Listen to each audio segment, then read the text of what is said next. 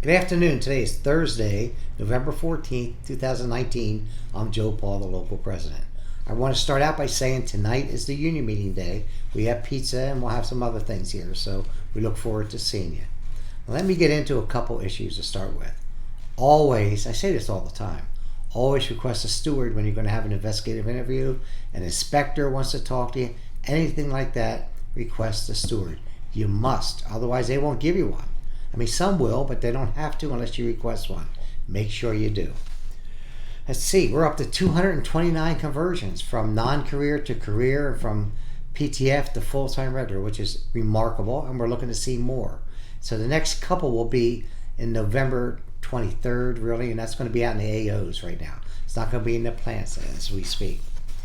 We have 3 removals. We have plenty of 7 to 14-day suspensions. Of course, we have lots of letters of warning. As always, most of them are attendance related. So watch your attendance because they're watching your attendance close. So just kind of stay on top of that, really. We're hoping by the end of the year to have a contract. People are asking me, what's going on with the contract? Well, you know, we're in arbitration. We've had 3 or 4 meetings already. The next meeting's coming next week, and we're going to talk about the economic proposals. The Postal Service is trying to give nothing. They don't think we should be paid properly. They think we should be paid like Walmart or Target or places like that. So we're putting on our case. Then it's going to rest and go to the arbitrator's decision. We're hoping by the end of the year, but I doubt it. But it's probably going to be in the beginning of the year sometime. Maybe the first month or two. The arbitrator during the Christmas season. More than likely you won't see one. But we do, keep your fingers crossed, we do hope to see one soon. Let's see, clerk-wise. Well, let's talk about out in the AOs. The MPOS, which you know when you work out there, it's a little handheld scanner. That's union clerk work. Not just union, but it's clerk work, not management's work. Not rural carriers, not mail handlers, not city carriers. That's our work. If you see that, you need to report that, talk to your supervisor, and then request a steward. Don't let anybody work out of your drawer. We have people working the window and then just go to lunch or break and let somebody else come up there. You're responsible for that money. Plus, it's a real security violation. DBCS machines, we're trying to come up with the national is going to be coming up with some big template grievances on many issues, and the DBCS one is another one. Now, we've been very successful in those if you give statements, but we're going to have a national template where they're going to be pretty much similar all over the country. Let's see, always give a statement. The Function 1 scheduler, this is one everyone's asking about. We still don't have any real news. You know, I know it's going to come around. We know it is. We're going to stay on top of it to make sure they do it correctly. Management, that is, if they do it correctly. As if that would happen. It could happen.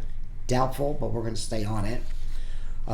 We haven't heard anything. I've had meetings a couple times already. I inquire once every 2-3 weeks to find out. I almost don't want to ask, you know, for fear that they're going to start it right up in December, which wouldn't be a shocker to anybody that's been with the Postal Service longer than a day to realize that could happen. But we're hoping that that doesn't happen, and we'll be on top of that for you and keep an eye on it. Make sure whatever they do is contractual.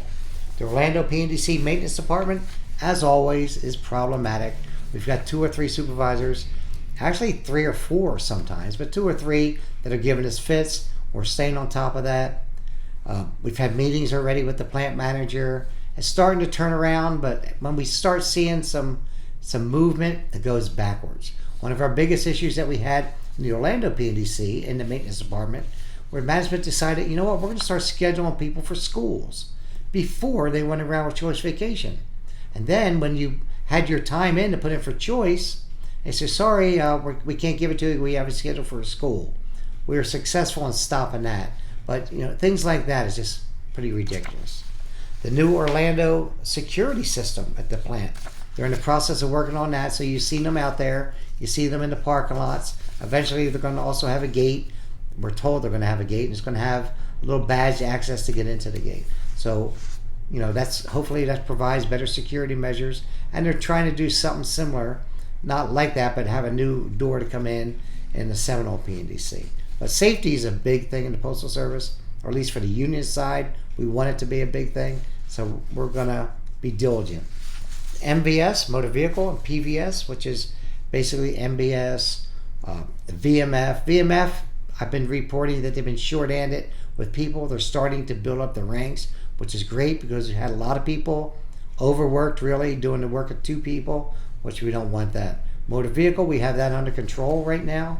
Everybody's got jobs. We have a removal over there, but we're working on that. It's in the system.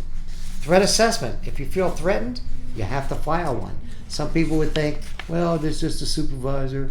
No, those things don't just stay here in the office in Orlando or anywhere. They go to that office first. They have a designated person, but then they go to a team of people outside of your installation. So it doesn't stay there. So make sure you file one. Nobody should feel threatened ever at the workplace. I also want to take a moment to thank your stewards and your officers, your alternate stewards. A lot of times they don't get thank yous. They get them from me, but a lot of times they obviously don't get them from the workroom floor. And you probably want to thank them, or you really appreciate it, because they're your buffer in between management and you. When you're in trouble, they stand before you and right between you guys. If you get a chance, thank them. It's a good thing to do sometimes. It would go a long way. And you're gearing up for the Christmas season, the busy season, so work safe and be safe and don't get hurt. And if you do get hurt, it's another thing. If you get hurt, make sure you file an accident report. Don't play around and not do it, because they're going to come after you for that. Well, anyway, thank you for being members of our Central Florida area local and proud members of the American Postal Workers Union. Thank you.